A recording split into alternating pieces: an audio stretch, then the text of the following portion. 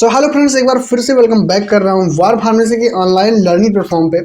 So friends, जैसा कि आप लोग थंबनेल देख के क्लिक किए होंगे कि आज हम लोग पढ़ने वाले हैं drug acting on central nervous system, यानी सीएनएस पे जो हमारी ड्रग कुछ एक्ट करती है उसके बारे में हम लोग पढ़ने वाले हैं। तो बेसिकली आज के लेक्चर में हम लोग दो ड्रग्स के बारे में पढ़ेंगे। कौन कौन से? जो कि एक है general anaesthetics and anticonvulsant drugs. तो इसी दो टॉपिक्स के ऊपर पढ़ने वाले हैं, जो कि मोस्ट इंपॉर्टेंट टॉपिक्स है, इस साल एग्जाम में आने के चांसेस है, एक्सपेक्टेड क्वेश्चंस है। तो इसको छोड़कर बिल्कुल भी नहीं आना है आपको। यहाँ पे देखिए कुछ एक आदमी का ब्रेन होगा, दिख रहा होगा आपको। तो ब्रेन्स पे एक्ट करने वाली मेडिसिन के बारे में आज हम लोग पढ़ेंगे, राइट। उससे पहले हम देखते हैं कि सीएनएस ड्रग्स क्या होता है, उसका डिफरेंसेस कुछ देख लेते हैं। यहाँ पे देखिए, drugs acting on central nervous system are medicine that affect brain and spinal cords function such as consciousness, pain, anxiety, seizures and behaviour. कहने का मतलब ये है कि drug acting on the central nervous system वो होता है जो मेडिसिन को अफेक्ट करता है। हमारे कहाँ अफेक्ट करता है? ब्रेन पे अफेक्ट करता है एंड स्पाइनल कॉर्ड। ब्रेन मतलब मस्तिष्क पे इफेक्ट करेगा, एंड स्पाइनल कॉर्ड का मतलब होता है जो आपकी पीछे रीढ़ की हड्डी होती है, जो ब्रेन से अटैच होता है एंड नीचे तक जाता है, उसको बोलते हैं स्पाइनल कॉर्ड। तो बेसिकली ये ब्रेन पे इफेक्ट करता है एंड स्पाइनल कॉर्ड पे इम्पैक्ट डालता है, अफेक्ट करता है। और अफेक्ट डाल के ये क्या करवाता है ये है कि कॉन्शियसनेस, लॉस ऑफ कॉन्शियसनेस करवा सकता है, पेन को रिड्यूस करवा सकता है, ठीक है, एंजाइटी पे काम करेगा, सीजर्स अगर कोई बड़ा सीजर्स ऑपरेशन होने वाला है तो उस पर वर्क करता है, एंड उसके बिहेवियर पे भी वर्क करता है, ठीक है। आइए हिंदी देख लेते हैं। सेंट्रल नर्वस सिस्टम पर कार्य करने वाली दवाएं वे होती है जो मस्तिष्क, स्पाइनल कॉर्ड की क्रियाएं जैसे चेतना, दर्द, घबराहट, दौरे और व्यवहार को प्रभावित करती हैं, इम्पैक्ट करती हैं, अफेक्ट करती हैं, राइट। तो आई होप आपको समझ में आ गया होगा कि जो हमारे मेडिसिन होती हैं जो direct central nervous system CNS पे काम करती हैं, वो क्या करवाती हैं? वो consciousness, pain, anxiety, seizures and behaviour पे इम्पैक्ट डालती हैं, अफेक्ट करती हैं, राइट।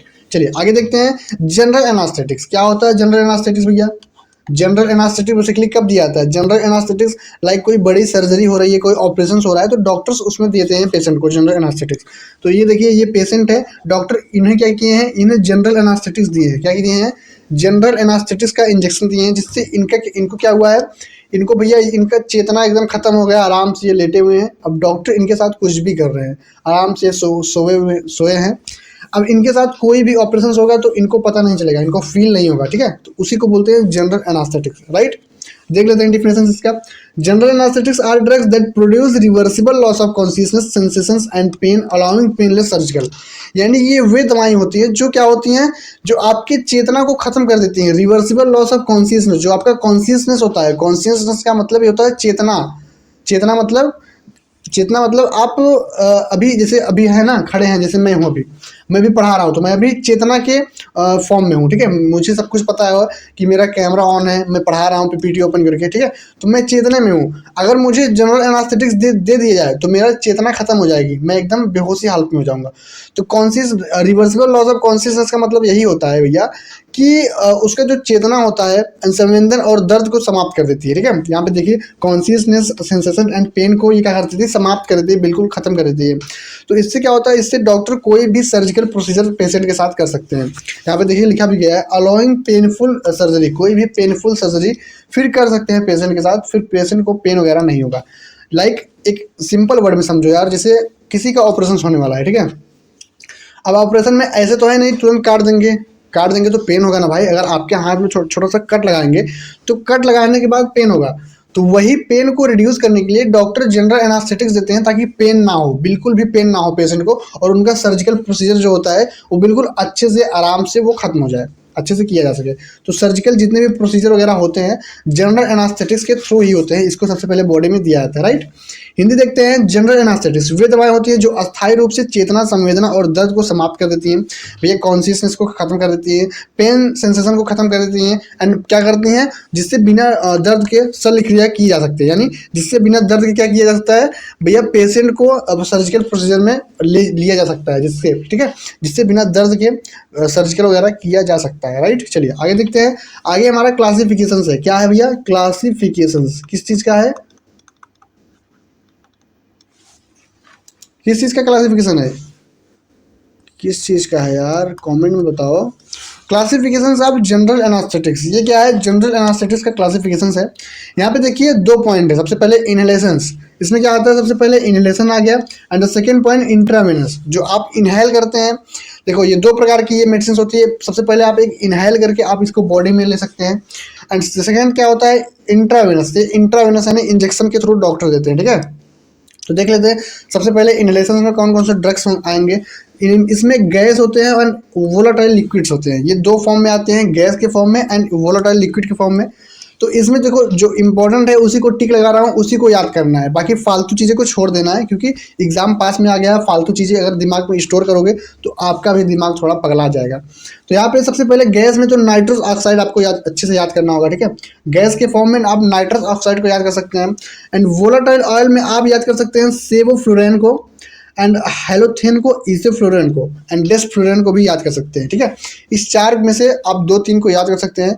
ये बहुत ज़्यादा इंपॉर्टेंट है, जैसे कि वोलाटाइल लिक्विड्स में सेवोफ्लोराइन, हेलोथेन, इसोफ्लोराइन एंड डेस्फ्लोराइन। इसका काम यही है बेसिकली, ये आप इनहेल करके मुंह के थ्रू या फिर नाक के थ्रू या फिर मुंह के थ्रू इनहेल करेंगे, आपकी बॉडी में जाएगा, एंड आपका क्या करेगा, आपका यही करेगा, क्या करेगा भैया, आपकी दर्द चेतना जो भी है इसको खत्म कर देगा, राइट।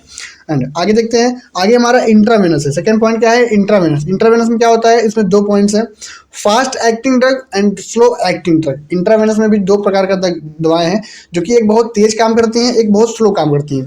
तो सबसे पहले तेज वाले में देख लेते हैं कौन कौन सा इंपॉर्टेंट है। सबसे पहले थायोपेंटोन, बहुत ज़्यादा मोस्ट इंपॉर्टेंट है, ठीक है। एंड प्रोपोफोल, ये दो याद करो, बहुत एनफ हो जाएगा। थायोपेंटोन सोडियम एंड प्रोपोफोल, ये दो मेडिसिन आप याद कीजिए, एनफ हो जाएगा। एंड स्लो एक्टिंग ड्रग में क्या है, स्लो एक्टिंग ड्रग में देखो यहाँ पे दो टॉपिक यहाँ पे भी है, इसको आप एग्जिट कर सकते हैं, बाहर निकाल सकते हैं। ओपियोइड एनालिसिस को, इसको आप छोड़ सकते हैं, हटा सकते हैं, ये कोई काम का नहीं है। एंड यहाँ पे देखिए बेंजोडाइजिपिन। बेंजोडाइजिपिन में क्या है, डाइजीपाम को आप याद कर सकते हैं, एंड लोराजिपाम, ये दो मेडिसिन आप याद कर सकते हैं, मोस्ट इंपॉर्टेंट है, ठीक है। बेंजोडाइजिपिन्स में डाइजीपाम, लोराजिपाम, ये दो ड्रग्स मोस्ट इंपॉर्टेंट है स्लोअर एक्टिंग ड्रग्स में, यानी ठीक है। यानी स्लोअर एक्टिंग ड्रग्स में आप डाइजीपाम, लोराजिपाम को याद कर सकते हैं। फास्ट एक्टिंग ड्रग्स में आप थायोपेंटोन सोडियम्स एंड प्रोपोफोल को याद कर सकते हैं। इनहेलेशन में आते हैं वोलाटाइल लिक्विड्स में आप सेवोफ्लोरेंस, हेलोथेन्स एंड इसोफ्लोरेंस, डेस्फ्लोरेंस, इन चारों में से दो तीन याद कर सकते हैं। एंड गैस के फॉर्म में नाइट्रस ऑक्साइड, फेमस ये भैया किसके लिए, जनरल एनास्थेटिक्स के लिए। तो इसका हम इरेज कर देते हैं, आप स्क्रीन शॉट ले सकते हैं, ठीक है। स्क्रीन शॉट लेके इसको याद कर सकते हैं, राइट, ठीक है। एक बार फिर से मैं टिक लगा देता हूँ, ठीक है। इस क्लासिफिकेशन को भी इरेज कर देता हूँ। एक बार फिर से मैं टिक लगा देता हूँ जो जो इंपॉर्टेंस है। सबसे पहले आप नाइट्रस ऑक्साइड को याद कर लेंगे, सेवोफ्लोरेंस, हेलोथेन, इसोफ्लोरेंस, डेस्फ्लोरेंस, इसको याद करेंगे। थायोपेंटोन सोडियम को एंड प्रोपोफोल को याद करेंगे। एंड इसमें आप डाइजीपाम, लोराजिपाम को याद करेंगे, एंड इसको आप क्विट कर देंगे, ये ज़्यादा इंपॉर्टेंट नहीं है, ठीक है। ओके, आगे देखते हैं, आगे हमारा कौन सा पॉइंट है। आगे क्लासिफिकेशन यहाँ भी है, लेकिन ये तीन इंपॉर्टेंट, मोस्ट इंपॉर्टेंट है, इसलिए हम लोग यहाँ पे सेलेक्ट किए हैं। सबसे पहले इनहेलेशन पे देख लेते हैं, ईथर, नाइट्रस ऑक्साइड। यहाँ पे देखिए नाइट्रस ऑक्साइड है ना, नाइट्रस ऑक्साइड, तो यहाँ पे ईथर को भी आप याद कर सकते हैं, नाइट्रस ऑक्साइड को भी याद कर सकते हैं। इंट्रावेनस में देखते हैं प्रोपोफोल एंड थायोपेंटेन, यहाँ पे है ना, यहाँ पे इंट्रावेनस में क्या था, प्रोपोफोल एंड थायोपेंटेन, ये दो टिक लगाया था मैंने, दो टिक लगाया था, ओके, मोस्ट इंपॉर्टेंट है।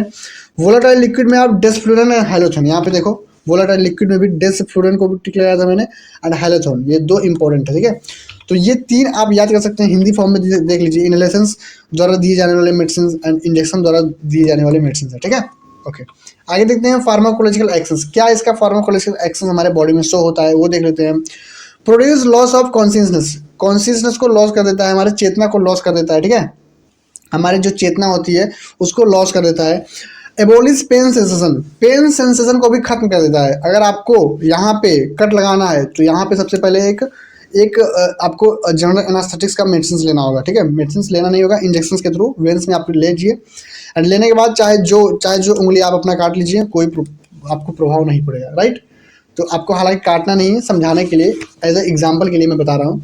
कॉज मसल रिलैक्सेशन, आपका जो मसल्स का रिलैक्स है वो बहुत ज़्यादा अच्छा सा हो जाएगा। आपका जो रिलैक्सेशन होता है, मसल्स का जो रिलैक्सेशन होता है वो बहुत अच्छे से होगा, ठीक है। तो ये भी एक्शन शो होता है। डिप्रेसियनस एक्टिविटी, डिप्रेसियनस एक्टिविटी का मतलब क्या है, आपका जो सेंट्रल नर्वस सिस्टम की एक्टिविटी है वो डिप्रेस कर देगा। आपके साथ क्या हो रहा है कुछ पता ही नहीं चलेगा, आपकी चेतना बिल्कुल खो जाएगी। तो वो क्या करता है, डिप्रेस कर देता है।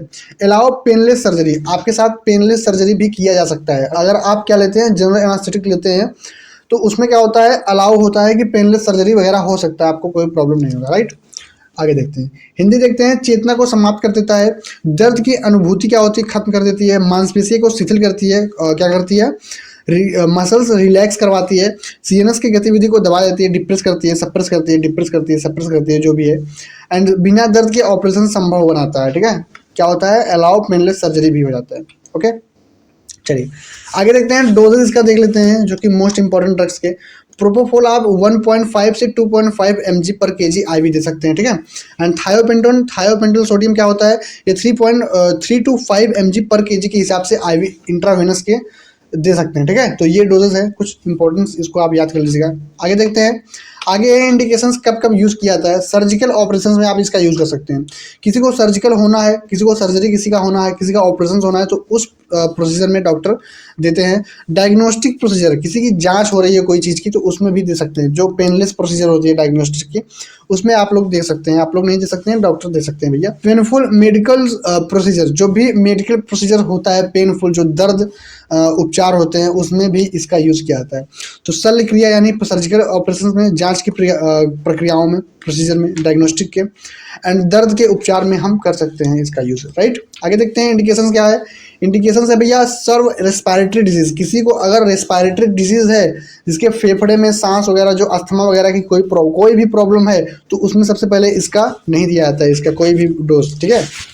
इसका कोई भी मेडिसिन इसमें नहीं दिया जाता है।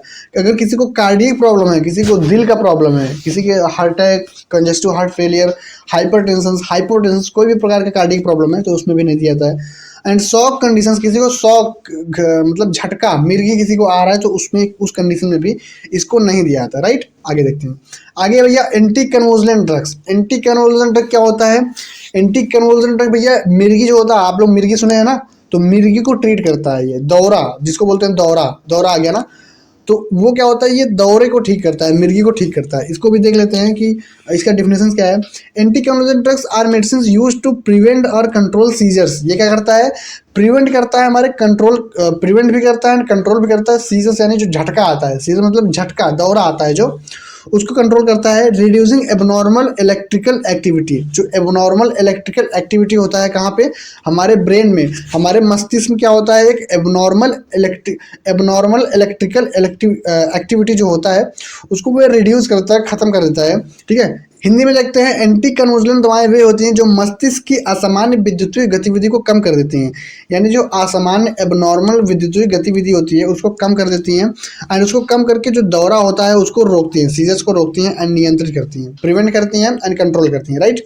तो एंटी कन्वुलेंट का काम यही होता है, जो मिर्गी वगैरह होता है उसमें ट्रीट किया जाता है, राइट। आगे देखते हैं इसका क्लासिफिकेशन यहाँ पे मोस्ट इंपॉर्टेंट ड्रग्स हम लोग यहाँ पे इन्वॉल्व किए हैं। लाइक सबसे पहला पॉइंट है हेडेंटोइन का फेनोटोइंस मोस्ट इंपॉर्टेंट है। सेकंड पॉइंट बारबीचूरेट में क्या है, फेनोबार्बिचोन, ये भी मोस्ट इंपॉर्टेंट है। एंड थर्ड पॉइंट बेंजोडाइजिपिन में डाइजीपाम, ये भी मोस्ट इंपॉर्टेंट है। एंड वेलोप्रेट में सोडियम वेलोप्रेट्स, ये भी मोस्ट इंपॉर्टेंट है। तो ये चार क्लासिफिकेशन मोस्ट इंपॉर्टेंट है, इसको आपको याद करना होगा एंड एग्जाम में आपको अच्छे से बनाना होगा, ठीक है। चलिए आगे देखते हैं, आगे फार्माकोलॉजिकल एक्शंस है। फार्माकोलॉजिकल एक्शंस क्या होता है, क्या क्या हमारे बॉडी में इसका एक्शन शो होगा। सबसे पहले ये क्या करेगा, सप्रेस एबनॉर्मल न्यूरोनल फायरिंग, जो न्यूरोनल फायरिंग होता है, एबनॉर्मल का मतलब क्या होता है, असामान्य जो फायरिंग होता है न्यूरोनल का, उसको क्या करेगा, सबसे पहले सप्रेस कर देगा, घटा देगा।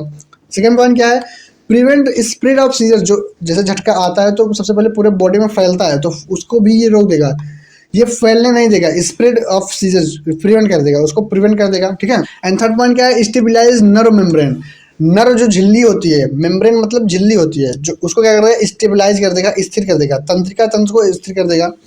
एंड फोर्थ पॉइंट क्या है, रिड्यूस सीएनएस एक्साइटेशन मतलब उत्तेजना, उसके उत्तेजना को घटा देगा, सेंट्रल नर्वस सिस्टम के उत्तेजना को घटा देगा। एंड फिफ्थ पॉइंट क्या है, कंट्रोल कन्वर्जन, मिर्गी को कंट्रोल करता है, दौरों को कंट्रोल करता है। हिंदी देख लेते हैं, हिंदी असामान्य तंत्रिका गतिविधि को ये क्या करता है, दबा देता है, सप्रेस कर देता है। दौरा जो होता है, मिर्गी होता है, वो फैलने नहीं देता है, इसको क्या करता है, रोक देता है। तंत्रिका तंत्र को स्थिर करता है, स्टेबलाइज करता है। सीएनएस को क्या करता है, कम करता है, सेंट्रल नर्वस की उत्तेजना को कम करता है, जो एक्साइटमेंट हो जाता है ना, तो उसको कम करता है। एंड दौरे को नियंत्रित करता है, ठीक है, दौरे को नियंत्रित करता है, दौरे, मिर्गी, झटका जो भी आप बोल सकते हैं, तो उसको क्या करता है, नियंत्रित करता है, राइट। आगे देखते हैं डोजेस भैया, इसका क्या क्या डोजेस है, यहाँ पे देखिए। फेनाटोइन क्या है, ये 100 से 300 mg आप डेली दे सकते हैं ओरली। एंड फेनोबार्बिटोन क्या है, 60 से 180 mg ओरली दे सकते हैं। डाइजीपाम 2 से 10 mg एंड 2 से 4 mg daily, max usually 40 mg per day they सकते हैं। सोडियम वेलोप्रेट 20 से 30 mg पर केजी के हिसाब से दिन में दे सकते हैं। यहाँ पे देखिए और भी अच्छे तरीके से यहाँ पे मेंशन है, लाइक ये ड्रग्स है, ये कॉमन डोजेज है। फेनाटोनिन 300 से 400 mg पर डे, फेनोबार्बिटोन 60 से 180 mg per day, and diazepam क्या है 2 से 10 mg per day dose, and sodium valproates क्या है 20 से 30 mg पर डे। देखो भाई, इसको आपको अच्छे से याद करना होगा, ये नहीं कि हम यहाँ पे रामायण बोल दिए आप सुन लिया हो गया, आपको सुनना नहीं, आपको अच्छे से याद करना है। मेरा काम क्या है, मेरा काम आपको गाइडेंस करना है। मैं आपको क्या करूँगा, आपके दिमाग में थोड़ी भर दूंगा, मैं आपको बताऊंगा अच्छे से याद करने का कैसे सिस्टम है, एंड कौन कौन सा मेन टॉपिक्स है, कौन कौन एग्जाम में आने के लिए क्या है एक्सपेक्टेड है, ये सब मैं बता सकता हूँ। अब आपके एकदम घोर के पिला नहीं सकता हूँ कि हाँ भैया पी लीजिए आ जाएगा। आपको खुद क्या करना पड़ेगा, एफर्ट डालना पड़ेगा, आपको 2 से 4 घंटा डेली पढ़ना होगा, तभी आप याद कर पाएंगे। अदरवाइज फार्माकोलॉजी ये फार्मेसी का सबसे टफ सब्जेक्ट है, ऑल ओवर फार्मेसी का सबसे टफ सब्जेक्ट फार्माकोलॉजी है, जिसमें ऑल ओवर पूरा ड्रग्स को पढ़ाया जाता है। तो भैया ये कोई खाने की चीज़ नहीं है, आपको एफर्ट लगाना पड़ेगा। हाँ ये है कि मैं इजी पॉइंट्स बहुत अच्छे तरीके से हिंदी भाषा और इंग्लिश भाषा को मिक्स करके आपको बता रहा हूँ, तो इससे आपका जो याद करने का क्षमता होता है वो बढ़ सकता है, ठीक है, और समझने की क्षमता बढ़ सकता है, राइट। ओके आगे देखते हैं इंडिकेशन कब कब यूज़ किया जाता है इंग्लिश, यानी इंग्लिश में देख लेंगे इपिलिप्सी, यानी जो मिर्गी होता है, मिर्गी में आप यूज़ कर सकते हैं सबसे पहले इसको। एंड फेब्राइल सीजर्स, जो बुखार में होने वाले दौरे, जैसे बोलते नहीं है कि भैया मस्तिष्क पे बुखार चढ़ गया है, तो उसमें भी आप यूज़ कर सकते हैं, राइट। फेब्राइल सीजन में भी आप यूज़ कर सकते हैं। स्टेटस इपिलिप्टिकस, इसमें भी यूज़ कर सकते हैं। कंटिन्यूसली अगर दौरा हो रहा है तो उसमें भी यूज़ किया जाता है, डॉक्टर रिकमेंड करते हैं, राइट। हिंदी देखते हैं, मिर्गी में आप यूज़ करेंगे, मिर्गी में आप यूज़ करेंगे। बुखार से होने वाले दौरे में आप यूज़ करेंगे। गंभीर लगातार दौरे, कंटिन्यूसली अगर आपको दौरे हो रहे हैं, आपको नहीं हो रहे हैं, पेशेंट को हो रहे हैं, तो पेशेंट यूज़ कर सकता है, आपको नहीं बोल रहा हूँ, राइट। ओके कंट्राइंडिकेशंस, कहाँ पे यूज़ इसका नहीं किया जाता है, ठीक है, कहाँ पे यूज़ नहीं किया जाता है, जिसको लीवर डिजीज़ है, किसी का लीवर ख़राब है तो उसमें नहीं किया जाता है। प्रेगनेंसी किसी को है तो प्रेगनेंसी के कंडीशन में नहीं किया जाता है। एंड हाइपर सेंसिटिविटी का मतलब ये क्या है, ड्रग, जैसे आप लोग ड्रग खाते हैं ना, वो रिएक्ट कर देता है, दवा से एलर्जी हो जाता है, तो उसमें भी आप यूज़ नहीं कर सकते। हिंदी देखते हैं, यकृत, यकृत रोग के लिए नहीं किया जाता है। गर्भावस्था जिसके साथ क्या है, जिसको प्रेगनेंसी है उसमें नहीं यूज़ किया जाता है। एंड दवा से एलर्जी अगर किसी को है तो उसमें आप यूज़ नहीं कर सकते, राइट। चलिए आगे देखते हैं, आगे कुछ नहीं है, आज के लेक्चर को फिर यहीं पे एंड करते हैं। आज हम लोग क्या पढ़ें, जनरल एनास्थेटिक्स, स्टार्टिंग से देखते हैं। जनरल एनास्थेटिक्स क्या होता है, जनरल एनास्थेटिक्स वे मेडिसिन होती है जब आपको सर्जिकल प्रोसीजर में डॉक्टर ले आते हैं तो आपको बेसिकली जनरल एनास्थेटिक्स देते हैं। जनरल एनास्थेटिक्स देने का मतलब क्या होता है, जनरल एनास्थेटिक्स देने का मतलब ये होता है कि लॉस ऑफ कॉन्शियसनेस हो जाता है, पेन सेशन को ब्लॉक कर देता है, ठीक है, तो यही सब काम होता है जनरल एनास्थेटिक्स में, ताकि पेशेंट अच्छे से अपना सर्जिकल प्रोसीजर को डन करा सके। क्लासिफिकेशन में इनहेलेशन, इंट्रावेनस, इनहेलेशन में आपको गैस, वोलेटाइल लिक्विड्स, इंट्रावेनस में आपको fast acting and slow acting में टिक लगाया है, जैसे कि नाइट्रस ऑक्साइड मोस्ट इंपॉर्टेंट है, सेवोफ्लुरेन, हेलोथेन, इसोफ्लुरेन, डेस्फ्लुरेन। इंट्रावेनस में क्या है, फास्ट एक्टिंग में थायोपेंटेन, सोडियम प्रोपोफॉल याद कर सकते हैं।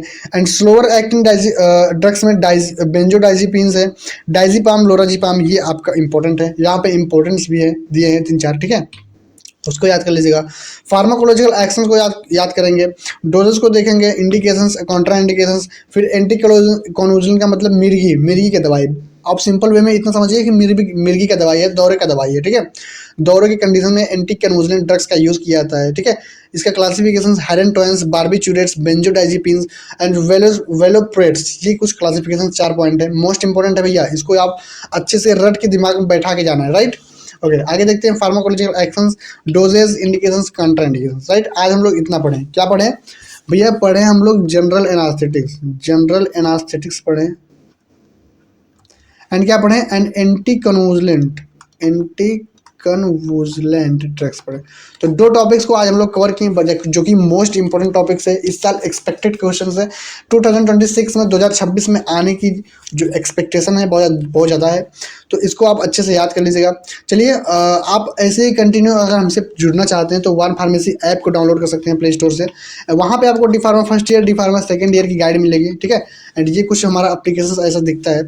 चलिए थैंक यू सो मच आज के लेक्चर को यहाँ तक वॉच करने के लिए एंड अपना इतना कीमती वक्त हमको देने के लिए। चलिए मिलते हैं किसी नेक्स्ट मोस्ट इंपॉर्टेंट टॉपिक के साथ, तब तक के लिए आप स्वस्थ रहिए एंड मस्त रहिए और ऐसे ही अपने प्रिपरेशन को कंटिन्यू करिए, ठीक है। चलिए टाटा बाय बाय।